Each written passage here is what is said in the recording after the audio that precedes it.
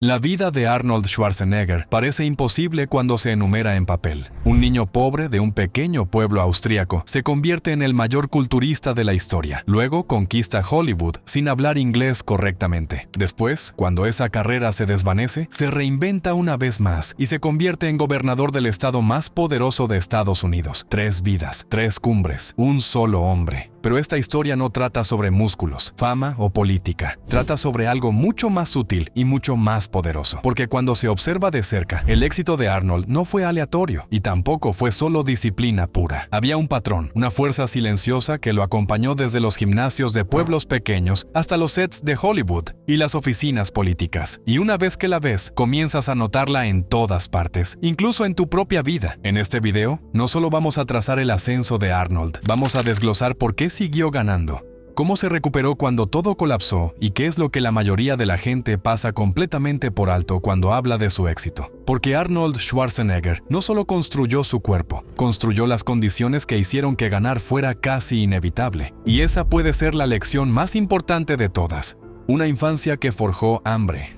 Arnold Alois Schwarzenegger nació en 1947 en Thal, un pueblo tranquilo de Austria donde la ambición tenía muy poco espacio para crecer. La vida allí era simple, rígida y profundamente tradicional. Su familia vivía modestamente y desde muy joven Arnold aprendió que la comodidad no estaba garantizada. Su madre, Aurelia, trabajaba incansablemente para mantener el hogar unido. Su padre, Gustav, era policía y exsoldado que había combatido en la Segunda Guerra Mundial, una guerra que lo dejó emocionalmente marcado y endurecido. Gustav creía en la disciplina por encima de todo. En su casa, el afecto era raro y la autoridad absoluta. Arnold describió más tarde mañanas en las que incluso el desayuno debía ganarse mediante esfuerzo físico, a veces obligando a sus hijos a competir entre sí. Cuando Gustav estaba sobrio, podía mostrar calidez, pero el alcohol sacaba a relucir un lado volátil y agresivo que llenaba la casa de tensión.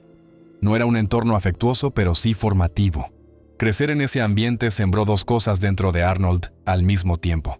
Una fue el miedo, la otra fue el hambre. El miedo le enseñó en qué nunca quería convertirse. El hambre lo empujó a imaginar algo más grande, algo más allá de los límites estrechos de su entorno. Incluso de niño, Arnold intuía que su futuro no podía permanecer donde había nacido.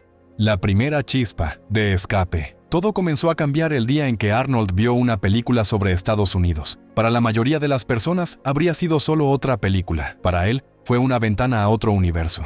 Edificios altos, carreteras interminables, autos rápidos y una sensación de escala que nunca había experimentado. Estados Unidos no solo se veía diferente, se sentía diferente. Representaba movimiento, oportunidad y reinvención. Desde ese momento, la imaginación de Arnold tuvo un destino. Dejar Austria ya no era una fantasía vaga, se convirtió en una promesa interna. Años después, siendo adolescente, otra película lo impactó aún más fuerte. Esta vez era una película sobre Hércules, protagonizada por un culturista llamado Reg Park. Arnold no solo quedó impresionado por los músculos, quedó impactado por lo que ese físico representaba: poder, control, transformación. Reg Park no parecía alguien que aceptara límites, y eso le importó profundamente a Arnold.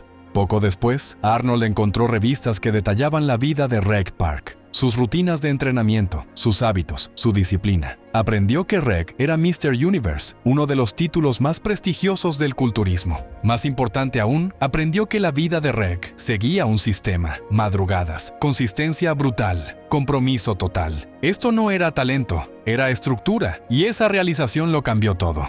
La obsesión encuentra una dirección. Arnold no se acercó al culturismo poco a poco, se lanzó de cabeza, reorganizó toda su vida en torno al entrenamiento y la mejora. Cambió su dieta, cambió su rutina diaria, incluso cambió sus amistades. Comenzó a acercarse a personas tan obsesionadas como él, personas que hablaban el mismo idioma de progreso y sacrificio.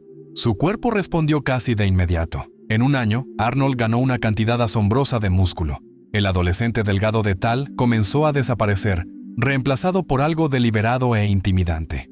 Por primera vez en su vida, Arnold sintió control, no solo sobre su cuerpo, sino sobre su dirección. Su padre no lo entendía, de hecho, lo desaprobaba abiertamente. Para Gustav, esta obsesión con el culturismo no tenía sentido, pero Arnold ya había aprendido algo crucial. La aprobación era opcional, el progreso no lo era. Se unió a un gimnasio local y entrenó incansablemente, a menudo todos los días. Con el tiempo, comenzó a experimentar con diferentes divisiones y rutinas de entrenamiento, desarrollando lentamente lo que más tarde se conocería como el Arnold Split. Con apenas 16 años, su físico era lo suficientemente avanzado como para competir contra hombres adultos. No siempre ganaba, pero ganar aún no era el objetivo. El impulso sí lo era. Prueba de que el sueño era real. El momento en que todo cambió fue la competencia Mr. Austria Jr. Esta vez Arnold no solo esperó, se preparó con intención. Entrenó con la creencia de que ese momento importaba. Y cuando ganó, algo encajó. No era solo un trofeo, era confirmación. Por primera vez, Arnold tenía evidencia de que su visión no era delirante. A partir de ese momento, su objetivo se volvió preciso: convertirse en el Mr. Universe más joven de la historia. Llevó su cuerpo más allá del culturismo, compitiendo en levantamiento de pesas y powerlifting, poniendo a prueba la fuerza bruta tanto como la estética. En Múnich, participó en una competencia de levantamiento de piedras y levantó casi 250 kilogramos. Un acto que se volvió legendario entre quienes lo presenciaron, pero el crecimiento físico por sí solo no era suficiente. Arnold entendió que, para avanzar de verdad, tendría que dejar Austria. Eso significaba enfrentar el servicio militar obligatorio. Se alistó sabiendo que era un obstáculo temporal. Durante el entrenamiento, se enteró de la competencia Mr. Europe Junior en Stuttgart. Cuando se le negó el permiso, Arnold tomó una decisión que definió el resto de su vida. Se fue de todos modos, viajó solo, compitió contra los mejores jóvenes atletas de Europa y ganó. Ese acto único de desobediencia no fue imprudencia, fue alineación. Arnold eligió el futuro que quería por encima de las reglas que intentaban contenerlo. El poder de estar en la sala correcta. Esa competencia trajo más que un título, trajo oportunidad. Un fotógrafo notó a Arnold en el escenario y le ofreció un trabajo como entrenador en un gimnasio de otra ciudad. El salario era mínimo, las condiciones duras. A veces Arnold dormía en un banco en lugar de una cama, pero para él, la comodidad era irrelevante. Lo que importaba era la proximidad. Ahora estaba rodeado de personas que entrenaban duro, pensaban en grande y vivían para mejorar. Ese entorno amplificó todo. Arnold entrenó más duro, aprendió más rápido, mejoró más rápido. Estar en la sala correcta comenzó a moldearlo tanto como las pesas mismas. Fue allí donde Arnold fijó su mirada en Mr. Universe en Londres, reuniendo dinero como pudiera y apoyándose en la creencia de quienes lo rodeaban. Con solo 19 años, subió a ese escenario esperando poco más que experiencia. En cambio, sorprendió al mundo al quedar en segundo lugar. Ese desempeño cambió la forma en que otros lo veían. Más importante aún, cambió lo que ahora era posible. Y aquí es donde la historia da un giro que suena irreal. Porque el hombre que Arnold había idolatrado toda su vida estaba a punto de entrar en la misma sala, conociendo al hombre que lo inició todo. El segundo lugar de Arnold en Londres no solo le ganó respeto, lo colocó directamente en el camino del destino. Uno de los jueces, impresionado no solo por su físico sino por su presencia, invitó a Arnold a vivir con su familia y prepararse para la competencia del año siguiente. Para un joven que había crecido con poco apoyo emocional, esto fue más que una oportunidad, fue validación. Y entonces ocurrió algo casi surrealista. Una tarde, llegó un visitante a la casa. Arnold levantó la vista y, frente a él, estaba Reg Park, el hombre cuya imagen había encendido todo, el héroe que había estudiado, admirado y perseguido en silencio durante años. Ya no era una pantalla de cine, era la vida real. Arnold describió más tarde el momento como abrumador. Hablaron durante horas, entrenaron juntos, y en lugar de ser distante o despectivo, Reg trató a Arnold como a un igual. En algún punto de sus conversaciones, Reg le hizo una promesa que se grabaría a fuego en la mente de Arnold. Si Arnold ganaba el próximo Mr. Universe, Reg lo ayudaría a viajar, realizar exhibiciones y comenzar a ganarse la vida con el culturismo. Para Arnold, esto no fue solo motivación, fue alineación. El camino que había imaginado ahora se abría frente a él. Convertirse en el Mr. Universe más joven. Arnold entrenó con una intensidad que rozaba la obsesión. Cada repetición tenía significado. Cada sesión se sentía como un paso hacia algo irreversible. Cuando finalmente llegó la competencia en 1967, Arnold subió al escenario con un nivel de confianza que provenía de saber que ya había trabajado más duro que todos los demás. Cuando se anunciaron los resultados, la historia cambió. Arnold Schwarzenegger fue coronado Mr. Universe, convirtiéndose en la persona más joven en ganar el título. Para la mayoría de los atletas, este habría sido el punto máximo, el momento de celebrar, relajarse y disminuir el ritmo. Arnold no hizo nada de eso. Rec Park cumplió su promesa y llevó a Arnold a Sudáfrica, recibiéndolo en su hogar como familia. La experiencia refinó a Arnold de formas que no tenían nada que ver con el tamaño muscular. La esposa de Rec, instructora de ballet, le enseñó postura, equilibrio y control. Arnold aprendió que la dominancia no era solo fuerza, era presentación, precisión, conciencia. Al año siguiente, Arnold regresó al escenario de Mr. Universe y volvió a ganar. Para entonces, ya no perseguía validación. Estaba moldeando una identidad. Aún así, sus ojos estaban puestos en algo más grande. Europa estaba conquistada. La siguiente frontera era Estados Unidos. Estados Unidos no estaba listo para él. Estados Unidos era todo lo que Arnold había imaginado y nada como lo que esperaba. Existían oportunidades, pero también resistencia. El país estaba dividido por la guerra y la agitación social, y el culturismo estaba muy lejos de la corriente principal. Cuando Arnold llegó, creyó que seguiría ganando como siempre. En cambio, la realidad lo humilló.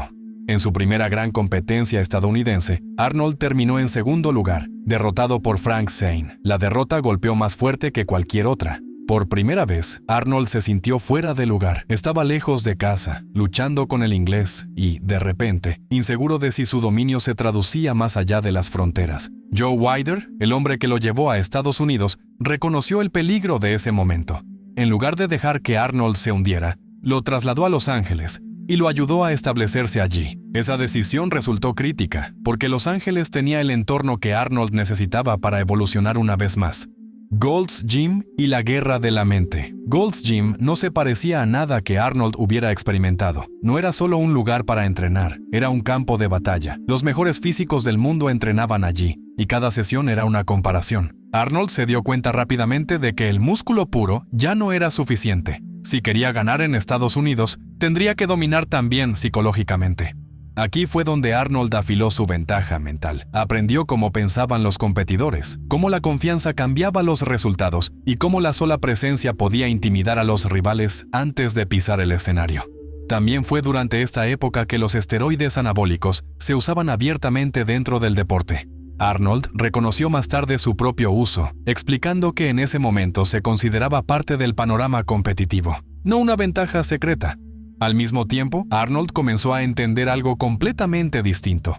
Dinero, marca, influencia. Apareció en revistas, promocionó suplementos y se asoció con Joe Weider. Pero notó algo inquietante. Otros ganaban mucho más con la misma exposición. En lugar de resentirlo, Arnold lo estudió. Se inscribió en cursos de negocios, aprendió finanzas, mejoró su inglés y se enseñó a sí mismo cómo los sistemas estadounidenses recompensaban el apalancamiento. Esto ya no era culturismo, esto era reinvención. Las primeras señales de vacío. Arnold continuó compitiendo, pero algo dentro de él había comenzado a cambiar. Cuando finalmente se enfrentó a Rec Park nuevamente y derrotó a su ídolo de la infancia en el escenario, el momento que había imaginado durante años llegó, y luego pasó. En lugar de plenitud, Arnold sintió un extraño vacío. Durante tanto tiempo, Rec Park había representado la cima. Una vez alcanzada, Arnold se dio cuenta de algo incómodo. Su motivación siempre había provenido de escalar hacia algo. Sin una nueva cumbre, se sintió sin dirección. Fue durante esta transición incierta cuando la vida le dio los golpes más duros. Pérdida sin pausa.